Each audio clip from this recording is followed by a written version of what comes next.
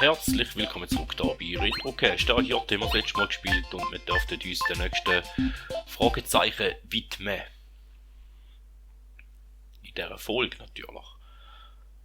Ich weiss nicht mehr, bei welcher Zahl dass wir jetzt hier gelandet sind, aber ist ja gleich. Sammle in der gegebenen Zeit so viele Punkte wie möglich. Experimentiere mit verschiedenen Arten, Punkte zu sammeln. Die ist hier am Start.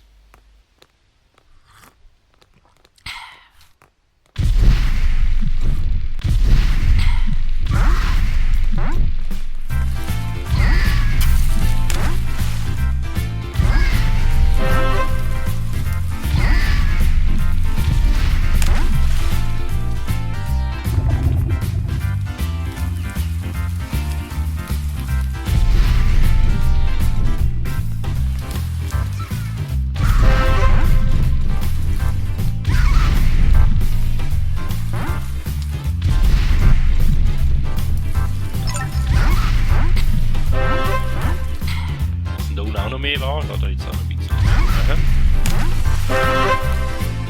Die Zeit ist jetzt abgelaufen.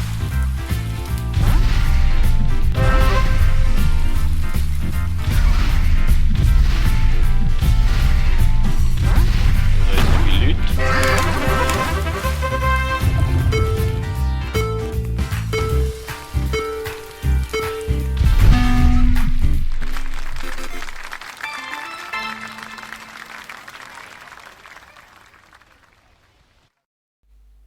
Ich vermute mal, da könnte man noch viel mehr Punkte machen, aber da wäre es schon wieder gewesen von der Erfolg, somit vielen Dank und bis zum nächsten Mal.